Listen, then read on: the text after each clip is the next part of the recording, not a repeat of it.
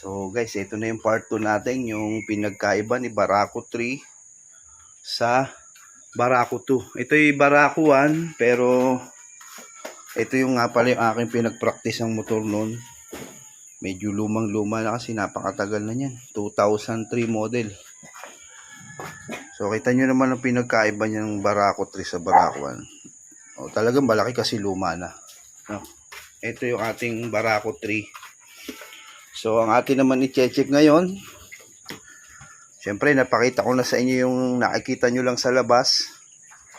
Ating bubuksan naman ngayon yung kanyang bangko, saka yung kanyang mga cover, at yung kanyang tangke ating tatanggalin.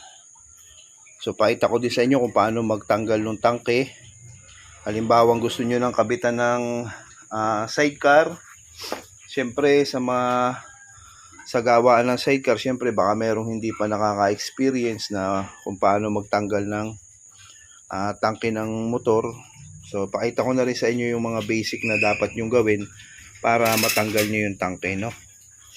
Yung nga palang headlight natin, di ba pag binuhay mo na si engine, nabubuksan na din yung ilaw niya.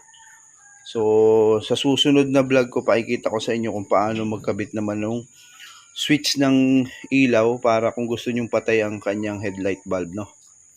So dito na muna tayo, pakita ko sa inyo kung paano tanggalin yung bangko, yung cover, left and right, and itong kanyang tangke. Kasi yung tangke, may ano siya dyan, tawag dito, fuel pump motor. Meron siya dyan, siyempre meron siya mga socket na nakakabit dun. Kasi wala na nga siyang hose na katulad nun sa Barako 2 dito. So meron siyang hose na doon na sa may ilalim ng tangke. Pakikita ko sa inyo kung paano magtanggal niyan. So medyo mahirap. Ayan, nakita nyo. Yan yung hose niya. Dapat huhugutin nyo kasi yan bago nyo iangat tong kanyang tangke. So yan, pakita ko sa inyo kung paano baklasin. Siyempre may tornilyo siya dito. Dalawang tornilyong 12. Yan. Ito nga pala, iba na rin kasi yung sa Barako 2. Barako 2, Barako 1. Hindi siya nakasama dito. Nakabukod yung tornilyo nitong bangko. So ito kasama. So luluagan mo lang to, tapos bubunutin mo na. Tapos angatin natin tangay. So pakita ko sa inyo, no. Ayan.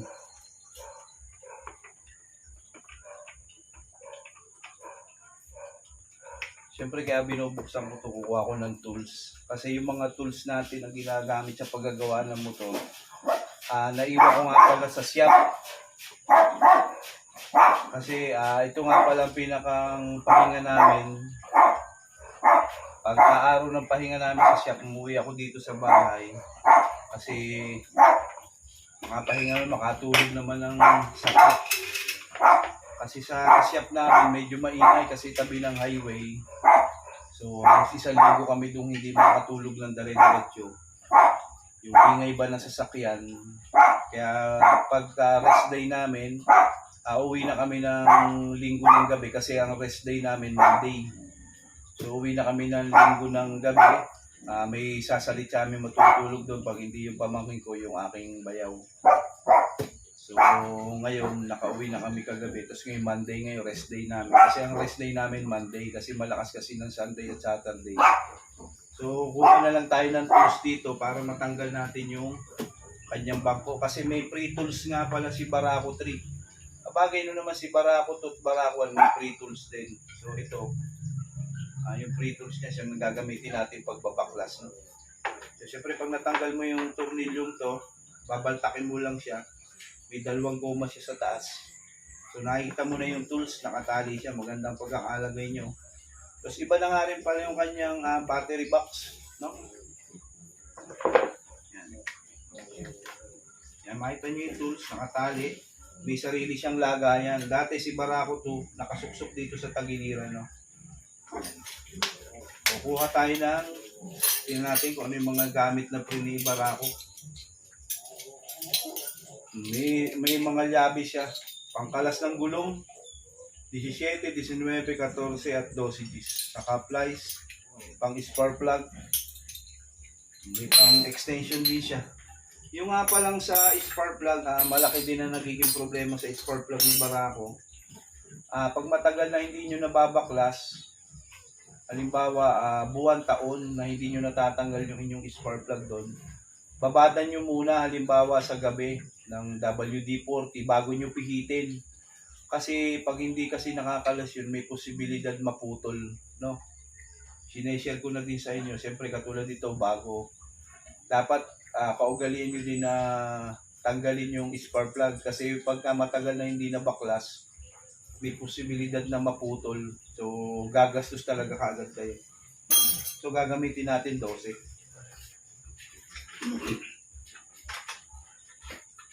Tatanggalin mo lang yung dalawang tornilyo. Ikabila. Ito nga pala si Barako 3, hindi natin nagagamit. So yung pagkakuha natin sa kasa hanggang ngayon, ilang linggo na. Siyempre tagal ko mag-upload sa YouTube. Medyo abala kasi sa shop. Tapos wala naman tayong taga-camera. Kaya medyo natatagalan tayong mag-upload. So ito, panoorin nyo. Pakikita ko sa inyo magtanggal ng bangko, magtanggal ng tangke. Para makita nyo yung wiring niya.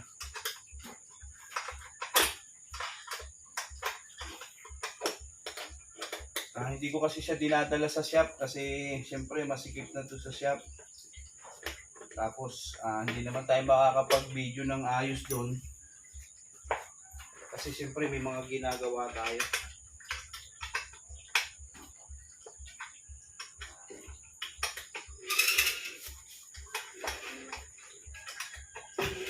Dito sa amin, tahimik na tahimik kasi kalapit kami ng bundok. So yan, natanggalan natin yung dalawang tornilyo niya.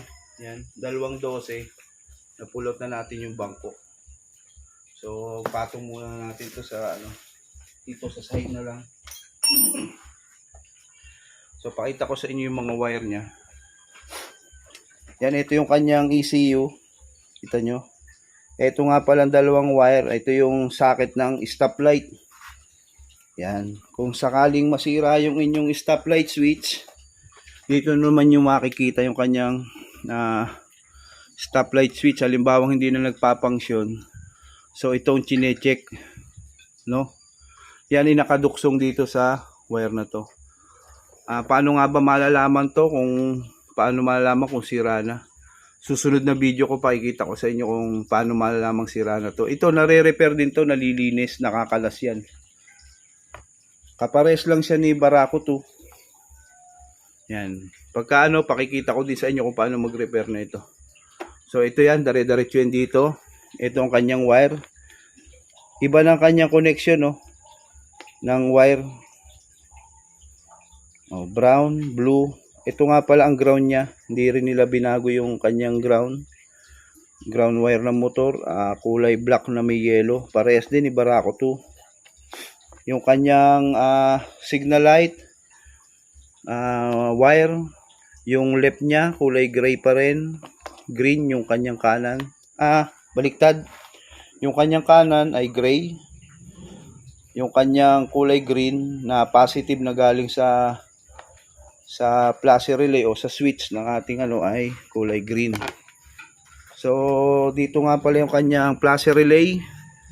Makikita nyo yun nando sa sulok. Kung sakaling hindi na nagpapangsyon yung inyong relay o hindi siya nagbi-blink, check nyo tong relay na to. Stuck pa siya. Yan. O halimbawa hindi na nagbi-blink tong inyong flasher, walang kislap, naka-steady lang. Check mo yung unahan at harapan na winker lamp. Kasi kung halimbawa minsan kasi nangyayari sa motor, pag pundi yung kabaak, hindi siya nagbi-blink. So check mo yon. Kung sakali naman nailaw siya, nailaw din doon pero hindi siya nagpa-flasher, so check mo to. Narito yan sa side, hindi mo na kailangan tanggalin yung tangke. Hugutin mo lang to, tanggalin mo tong kanyang regulator. Pa-check mo na yung kanyang flash relay, no? So yan, kita nyo naman, no? So ang daming mga nakakabit kay Barako 2. Ting pag-aralang mabuti. Ito ang kanyang starter relay. Yan, kita nyo yung starter relay niya. May video na tayo ng starter relay ng mga motor, kung paano mag-check ng sira. So, ito, ayan, kita nyo naman, balot na balot. Talagang kasi si FI kasi maselan. Hindi pwedeng nababasa yung kanyang mga sakit. Alam nyo naman tayo mga Pinoy, tayo mahihilig sa barako, antimano, laging gusto natin linis yung ating motor, no? Nakita nyo, may fuse siya dyan. Nakatago, balot ng goma. Safe na safe yung ating fuse box, no? Saka yung starter relay. So, yan, nakaganto lang siya. Kasi, protect sa tubig. Kaya may rubber siya. Kasi si FI kasi napakaselan yan. Kaunting magkaamag lang yung mga sakit, meron na siyang hindi nagpapangsyon na kagad, no? So, itong mga relay na to, hindi ko rin alam kung saan to pa nagpapangsyon, kaya ating pag-aaralan dito sa susunod. Tatry natin maghugot ng bawat isa kung alin yung nawawala sa kanyang motor, no? So ngayon lang ay pakikita ko po sa inyo ay yung kanyang mga terminal. So ito ang kanyang ECU. Yan, napakadaming wire. Kung mapapansin nyo, si Barako 2 po nga pala at saka si Barako 1, mapapansin nyo yung wire niya sa kanyang CDI ay 4 hanggang 5 lang po, no? Pero 6 man po yung sa kanya. So si Barako 3 po, napakadami na pong wire. Yan. Kaya nga po sabi ko sa inyo, medyo upgrade si Barako, medyo mahirap. Kaya nga po nag-a-advance tayo na mag-aral kay Barako 3. Kasi bilang isang mekaniko po, dapat pag may lumalabas na motor na galing ka sa anumang klase ng motor, o kung ano po yung kinaugaliang motor sa inyo, halimbawa po Honda TMX, syempre pag-aralan nyo na yung kanyang mga pyesa o parts, kung anong issue, para mag-running po yung inyong shop, no?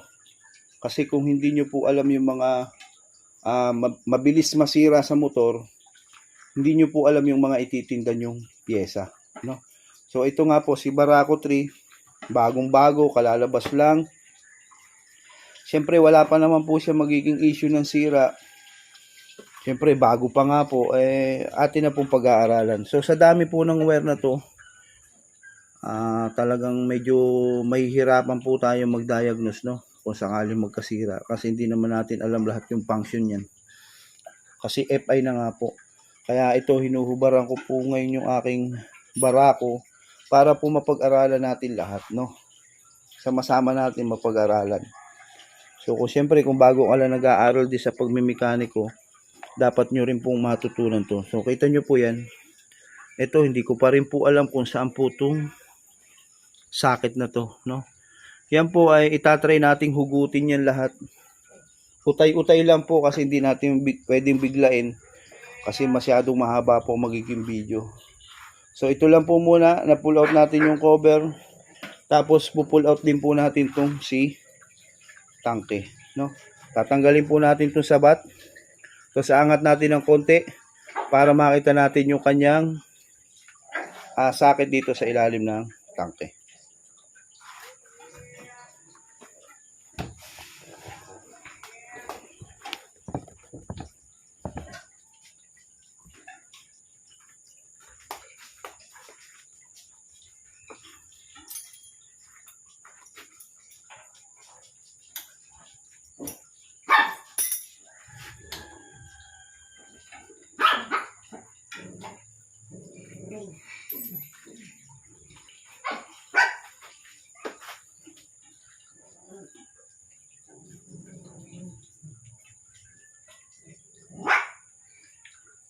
Yun. Medyo hihilahin nyo lang po yung kulay green na yun. Yan. Ito. Tulak po uli natin. Yan. Kita nyo po. Pagkabaltak nitong kulay green. Yan. Pagkabaltak po nitong kulay green, hilahin nyo lang pababa. Ito. Tapos pwede nyo na pong hilahin yung kanyang hose na galing tangke. Ano po?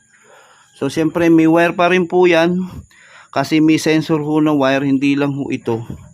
Tingnan natin kung ano pang connection. So dahan-dahan po uli nating angatin.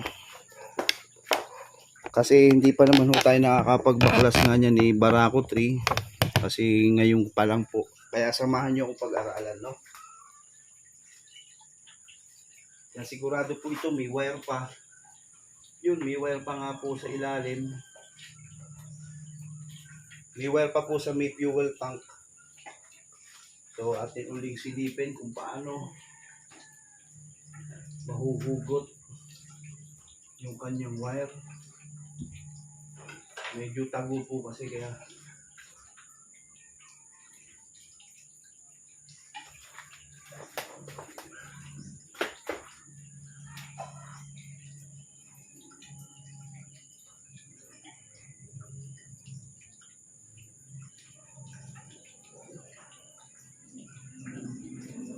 so may clip po siya doon sa ilalim.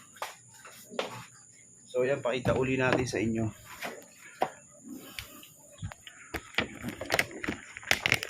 Yan, kita nyo po. So may clip po uli siya na bubunutin na pa-slide papunta doon sa kabilang side. So atin pong i-clip. Tapos tutulak po natin itong palabas. So dahil wala po tayong taga-video, bubunutin ko na po muna, no? Tapos pakikita ko po sa inyo kung paano magtanggal, no? So ayan, nahugot na rin po natin yung socket ng kanyang wiring sa kanyang dito sa kanyang tangke. So may 4 na wire po siya diyan, 5, 4 ba 5. So mamaya pagkahugot ng tangke, 4 na wire. Meron siyang pink, tapos ground. So hindi green, light green. Mamaya bubulat-latin natin. Tanggalin na ho natin yung kanyang tangke. Bago nyo po iangat, so meron din po siyang breather hose. Yan, dito po sa tagiliran na to. Sa kabilang side may breather hose ho siya. Yan. Tingnan nyo po muna kung saan siya nakasuksok para pag angat nyo po alam nyo rin kung saan ibabalik, no? Diretso po siya dyan, no? Sa may tagiliran. Yan po yung kanyang breather ng gasolina para po bumaba. So angatin na po natin yung kanyang tangke.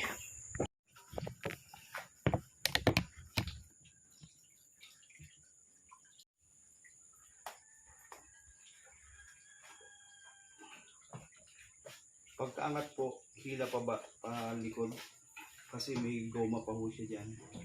Tapos pagka ganun po, batakin yung hose pataas. So yan, kukunti lang gas. Yung gasolina po nito yung free lang. Ito po yung kanyang fuel motor, yung kanyang motor ng gasolina para maglabas siya o magbuga. So yun po yung pinagkaiba niya sa Barako 2. Ang Barako 2 po wala. So ayan, lumantad na po yung wire niya. Kita nyo naman. May 4 po siyang wire. 4 ba to? O 4 nga po. Kulay pink, black, at saka po green na may guhit na black, at saka po ground, yung black white. So ayan, tumutulo po yung gas. May natira pang gas. So atin punasan kasi hindi pa natin. So kung mapapansin nyo po yan, may 4 po, 5 po ang kanyang pero 4 lang yung pumasok na wire, no? So pag bubunutin nyo nga po pala sa tank ito, pe-press nyo to press.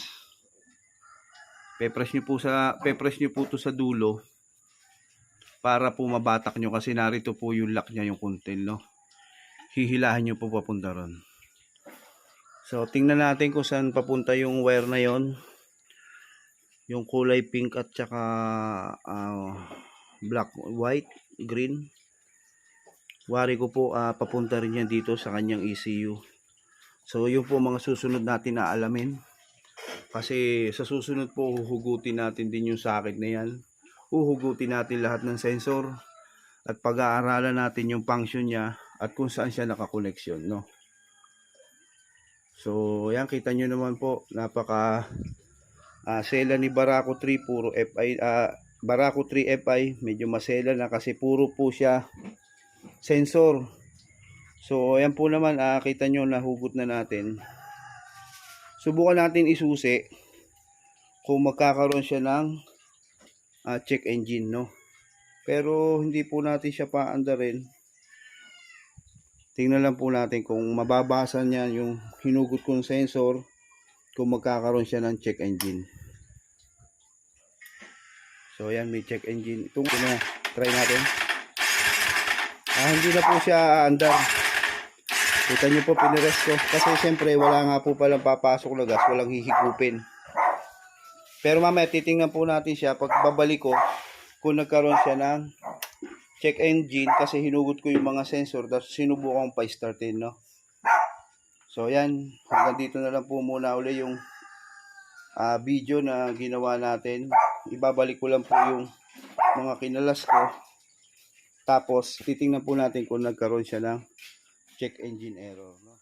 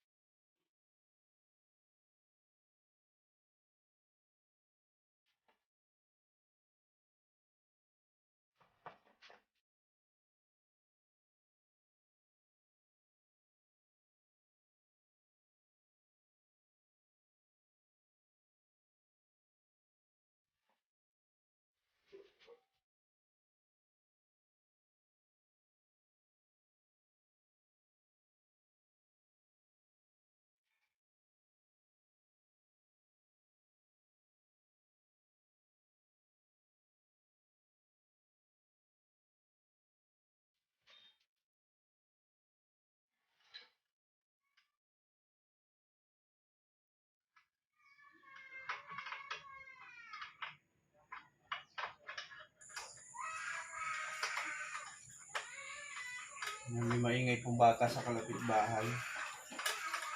Paalis ata yung mama niya.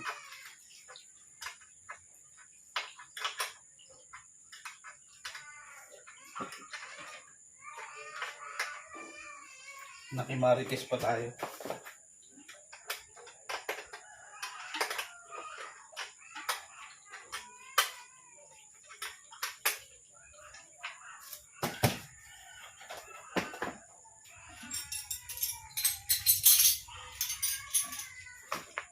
Yung kanyang tools, oh, ganda.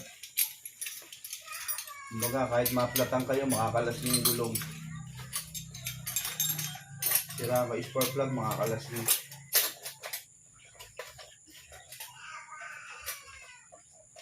Kaya hindi na ako nag-tools dito pauwi sa bahay. Kasi alam ko naman may kasama siyang tools. So, balik lang natin ulit siya sa lagayan. Tapos may goma siya nakatali. Tapos, kabitan natin ito.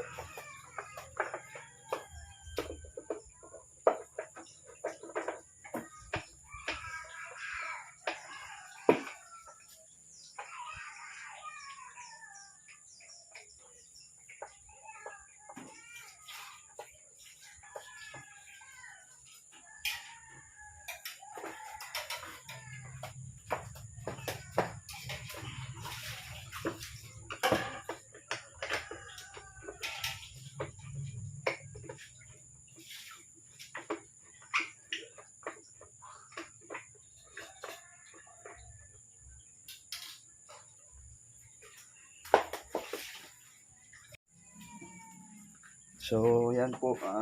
Naikabit na natin yung kanyang bangko, yung kanyang tangke. So, kanina, tinaray nating paandarin ng tanggal yung kanyang sensor. Tapos, tingnan natin kung nag-record yung check engine niya kasi pinusboto natin. So, ayan, tumunog yung kanyang fuel pump motor. Tapos, andarin natin, dapat mawawala yung check engine. So, yun, kita nyo naman,